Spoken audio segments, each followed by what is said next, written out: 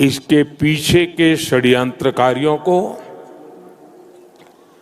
बख्शा नहीं जाएगा। इस बार ये बात काफ़ी हद तक कन्फर्म हो चुकी है कि दिल्ली पे आक्रमण हुआ था, Delhi blast was an attack. और इस वक्त देश की जो प्रीमियर इन्वेस्टिगेशन एजेंसी है एनआईए, ये जांच पड़ताल कर रही है।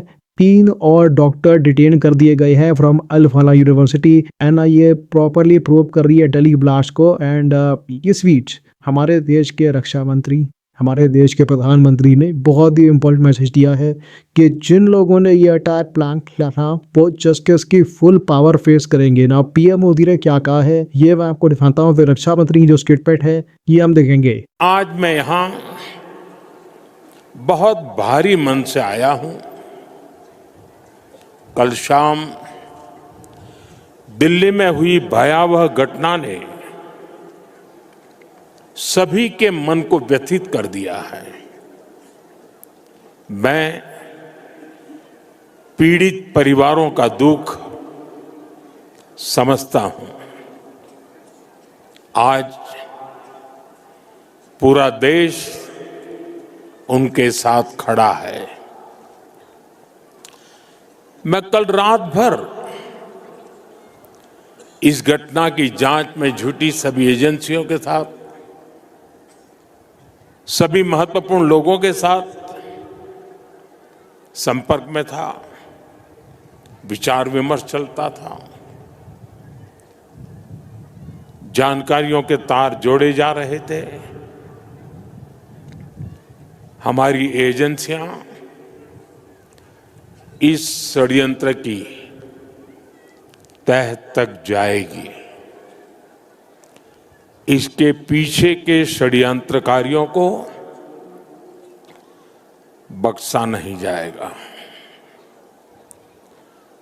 All those responsible will be brought to justice.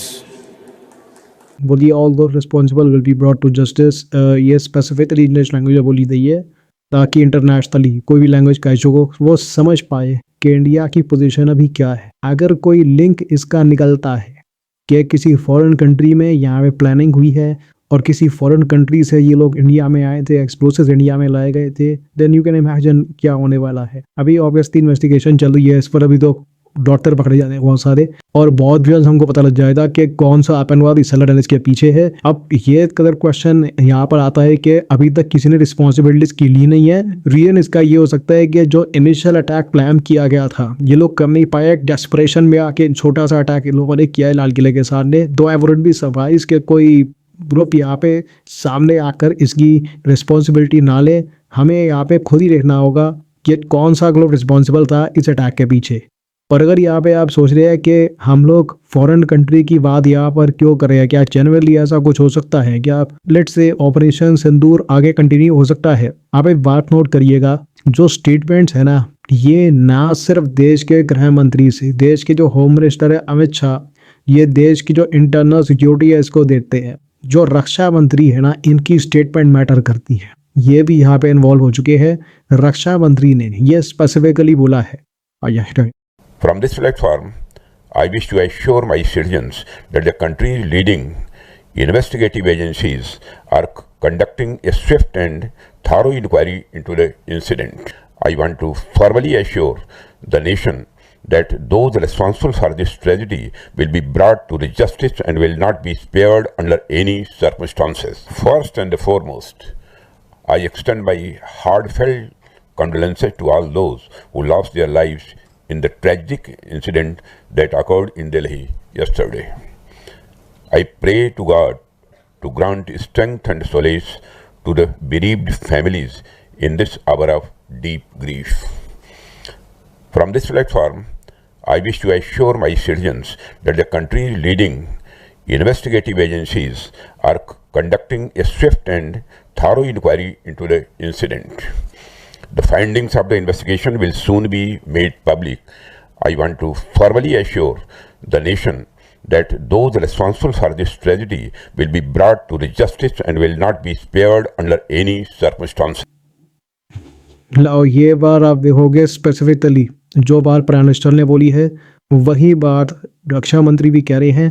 Those responsible, जिन लोगों ने प्लान किया है, ये जो मास्टरमाइंड है, जो दूर बैठकर ये तरीके से इनको मैसेज भेजते हैं कि हाँ यहाँ पे अटैक करो, और इनको जो भी सामान चाहिए था अटैक करने का, ब्लास्ट करने का, वो प्रोवाइड कर रहे थे, जो मास्टरमाइंड जहाँ भी बैठे हैं, they will be brought to justice. मैं ये जानता हूँ कि आज के समय आप लोग काफ़ी गुस्सा होंगे, एक आक्रोश भी होता है माइंड में। मैं खुद दिल्ली से हूँ, यहाँ पर भी लोग काफ़ी गुस्सा है, लोग जानना चाहते हैं कि ये अटैक किसने किया है, क्योंकि अगेन मुझे यहाँ पर मेंशन करना पड़ेगा, इन लोगों का प्लान, जो एक्सप्लोसिव्स पकड़े गए हैं, जो राइसन के बारे में इन्वेस्टिगेशन हो रही है, वो सबको आप अगर काउंट कर लो, ये हज़ारों लोगों को मारने का प्लान बना रहे थे। जो ये एक्चुअल अटैक होना था, it would have been much bigger, but still हमारे देश की राजधानी में रेड फोर्ट के सामने ये ब्लास्ट करना, ये मैसेज सेंड करता है भारत को। आई वुडंट बी सरप्राइज कि इसके लिंक जैश ए मोहम्मद से निकले। ऑलरेडी इसके बारे में काफ़ी रिपोर्ट पब्लिश हो रही है कि जैश ए मोहम्मद ने ये अटैक करवाया होगा, सिंस इनका इरादा था बहुत बड़ा अटैक करने का। बहुत छोटे लेवल पे ही लोग अटैक कर पाए हैं, परहैप्स इसलिए एक्सेप्ट करने में टाइम लगाएंगे, बट ऐसे टाइम में कुछ एक पॉजिटिविटी मैं आपके साथ शेयर करना चाहूँगा। ये इधर आप देख पाओगे, ये भूटान का दृश्य है। पीएम मोदी अभी आज के समय भूटान में है, और भूटान के लोग आज के समय प्रेयर कर रहे हैं उन लोगों के लिए जो विक्टिम्स हैं दिल्ली बॉम्ब ब्लास्ट के। ये इधर आप देख पाएंगे, ये भूटान के राजा हैं। ये कहेंगे कि लेट अस ओनल कम टुगेदर, चलिए मिलकर हम भारत के लिए प्रार्थना करें। Let us all come together and pray for India,